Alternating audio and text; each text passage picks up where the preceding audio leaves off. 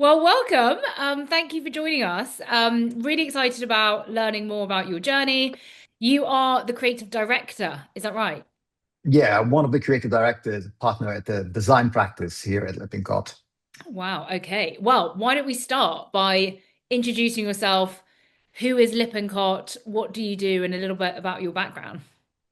Awesome. Brilliant. Well, first of all, thank you very much for inviting us for this. It's super exciting to speak to students. I wish that when I was a student, I would have, something like Eric to actually get advice and understand more about the market and more about my choices. So, a little bit of a summary about Lippincott. Let's start with Lippincott first. Well, Lippincott is a brand consulting um, group. Basically, we are built and we're designed for big business challenges. So we enable big transformations, big pivots, whether it's a merger or it's a repositioning. We do that through the power of creativity and through the power of strategic rigor. So we are in the same set of other brand consulting groups that people will have heard of, the likes of Wolf Hollands, Pentagram, and so on and so forth. So that's the type of work that we do. A little bit about me. So I come from a design background. So I went to design school. I studied industrial design and graphic communication, but I think it shows a little bit of my age. And that was a little while ago. I started my career in Brazil, where I'm from. Started in Rio. So that's where I studied design. I went on a journey where it took me quite a while to actually find my groove and find what I really like to do, which is what I'm doing right now. But when I started my career, I started in this new thing called the internet, right? It was this new exciting thing, and everybody wanted to work on something that was related to the dot-com boom. And all the way back home when I started, I was working for a big media conglomerate. And one of the things that I did back in that time was to launch Big Brother, the TV show Ah, in Brazil. And then that was one of the things I was super excited about because it was very much about how do you create a digital experience out of a TV show, which was something totally new at the time. And it was when, the reality TV genre was in its infancy as well. So that's where I started. I then spent quite a few years doing this in Rio, in Brazil. When I came to London for a master's degree, I was always interested about what happens and what are the implications of creativity in the world of business. So I really wanted to understand from a business perspective how what I do impacts the bottom line. So one of the things that I wanted to understand more is about like the wider construct of marketing communications, and that was the theme, that was the topic of my master's degree. I then started freelancing uh, in London on kind of design agencies. So some of the things that I did, I helped build out the visual system for the London 2012 Olympics, which was awesome and super complicated at the time. Worked in quite a few agencies as a freelancer because I really wanted to get a taste of, what is the type of consulting group, the type of agency that I wanted to work with. And then after that, I went client side. So, that we're going to be talking about creativity in the corporate world. mhm. So one of the things that I did was actually to join a company. I joined Electronic Arts that people will recognize as the video game publisher, right? So EA Games. I don't know how many people are watching, but basically, I'm pretty sure that people will recognize things like FIFA, Need for Speed, and all that. So my job at EA was very much about how can I use creativity and how can we use design to develop these titles as real brands, right? So they're not just throwaway titles like a one-off. How does it become a brand so that you can iterate on it, many times? So I was lucky. I was super lucky that I worked with, I worked with the guys that have done, FIFA. I worked with the studios that did Need for Speed. I worked extensively on the Harry Potter franchise, which was also super exciting. So that was my stint at EA. After that, I And joined. sorry, what like specifically would you be doing for, say, the Harry Potter franchise? Oh, that was an interesting one because one of the things that EA was trying to grapple with was that the Harry Potter films, as they progressed and as they went through the books, the films were getting darker and darker. But EA had games for all ages, right? Think about, does anyone remember the Nintendo Wii, right? Yeah. The little handheld. So how do you how do you deliver a Harry Potter film to a young platform and you're still true to the story, right? So there was an element of storytelling that we needed to figure out, which is the the films are getting more mature and a bit more scary, but you have younger kids playing with Nintendo Wii's. How do you make sure that you're balancing these two things? So So that you're was like part of it.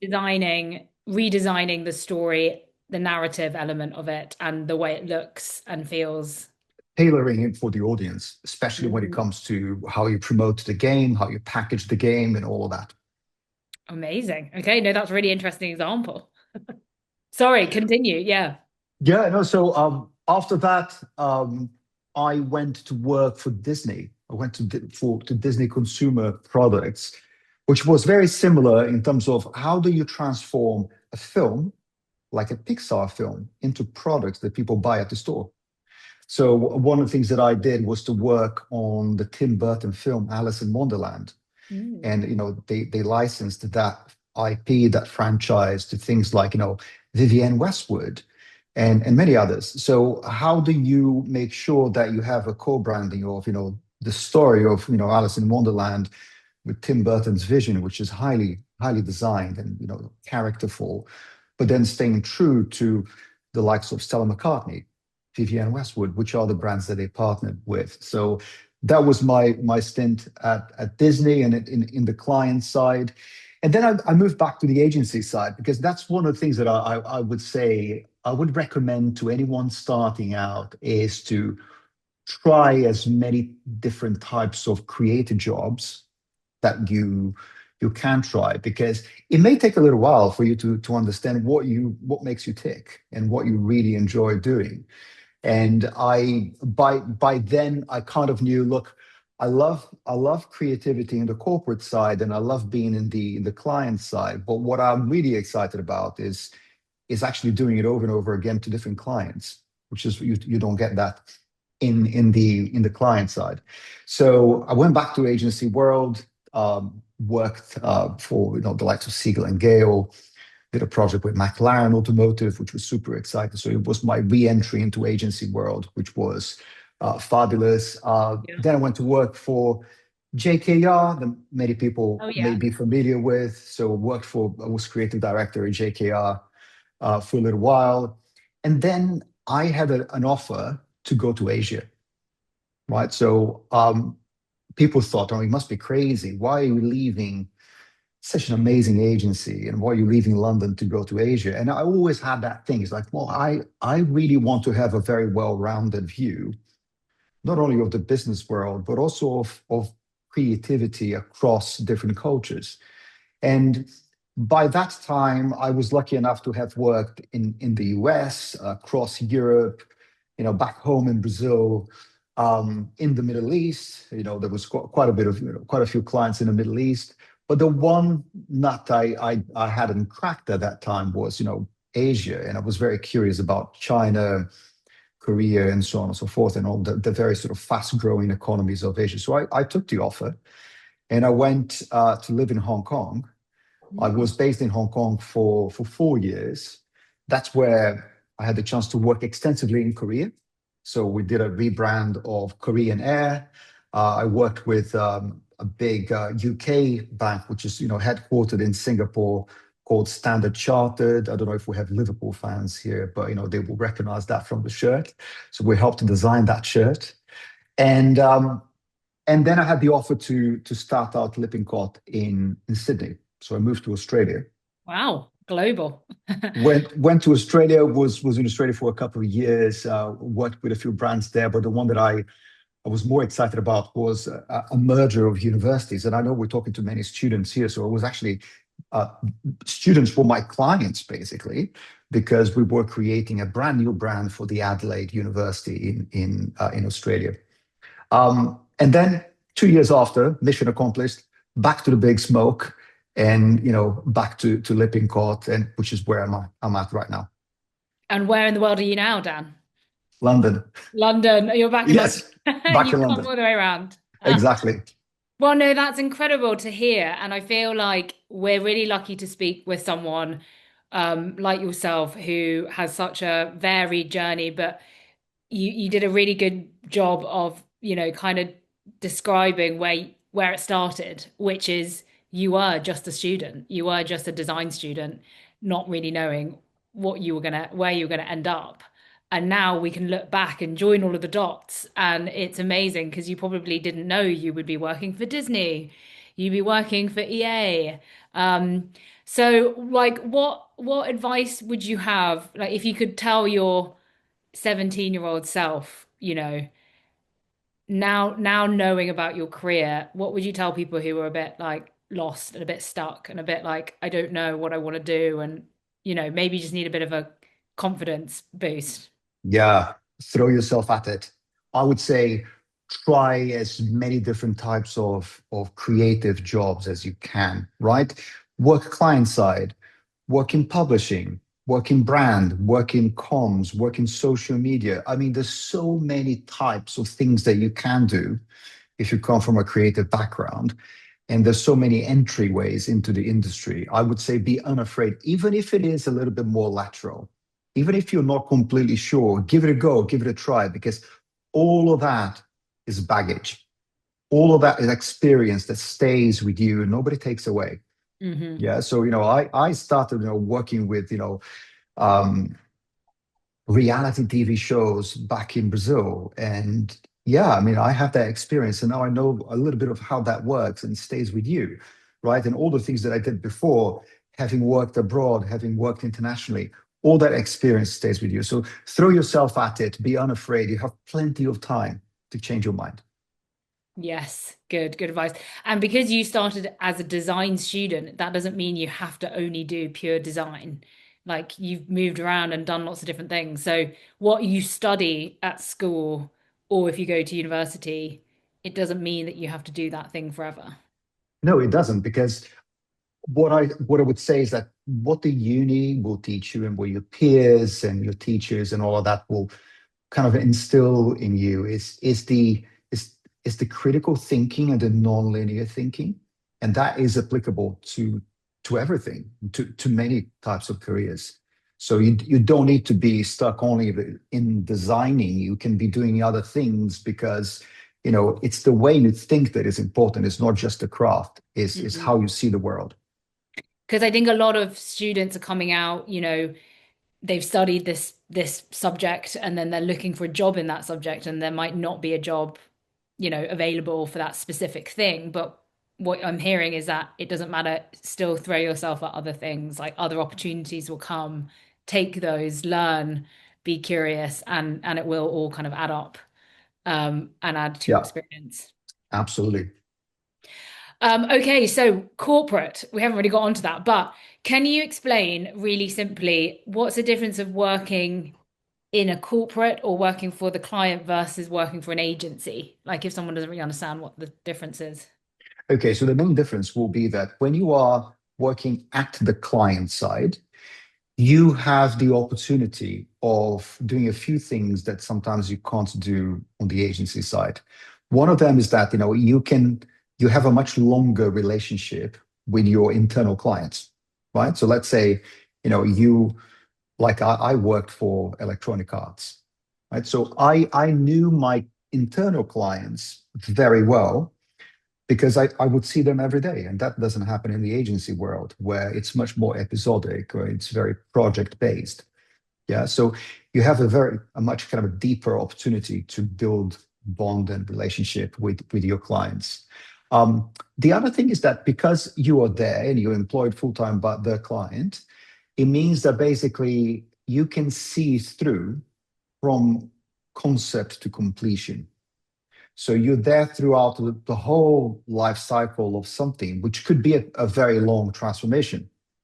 And very often, the way agencies are structured and the way fees are structured, that doesn't allow you to stay throughout the whole implementation of a project. Usually, agencies will work with the client in the more critical phases of a project, which is, conceptualizing and crafting and delivering, but they don't see it through to the tail end of, rollout and whatnot. When you are at the agency, at the client side, you can do all of that. So you have a deeper and much more long-term relationship with your clients and with what they're trying to achieve. Okay, no, that's really interesting. And you are a creative director. I feel like every young person who's a creative wants to be a creative director. They want to be a creative director tomorrow if they can. Um, what does what does creative director actually mean? Like, if you had to explain that to your grandma, what do you actually do on a day-to-day basis? And are you actually like doing the designs or like, can you explain to someone what that actually means? Oh, that's such a good question, right? It will vary from company to company. Okay, so I'll give you an example. Um, I I work for an agency, well-known agency, where the creative directors were not meant to actually touch the work, right? So you're there to really understand the problem to solve really well, give a steer to the team, but you were not meant to actually crack it and design it yourself. I actually got in a huge amount of trouble because I couldn't resist it. I went I went and designed some of it myself, and I was told, no, you shouldn't do that. Um, it really varies. At Lippincott, there will be moments and there will be occasions where you do influence the work more closely. And there's others where, your team, and that's the majority of times, your team will crack it and you're there to steer it and to make sure that, we are answering the client's needs. So it will really vary. What it does mean is that it's invariably compared to a senior designer. Of course, it's much more kind of hands off. You're not on the tools all the time.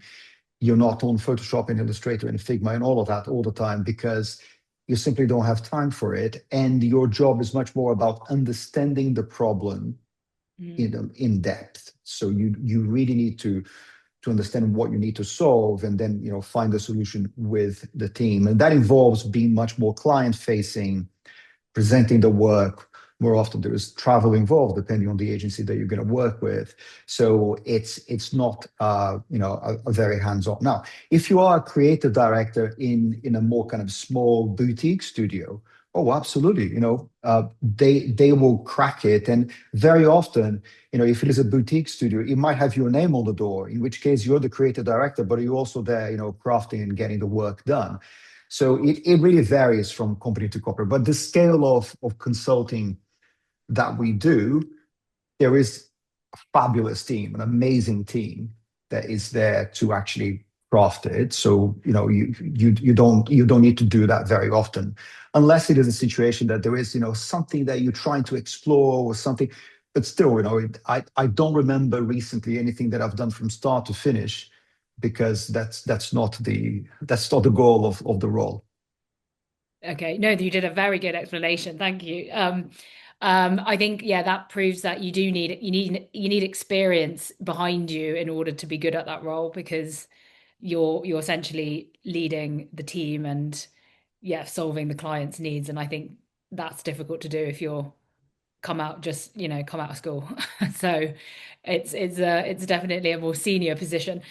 And we've nearly run out of time, Dan. This has been incredible. And my last question is because you've talked about brand quite a lot, like Lippincott is a brand consultancy.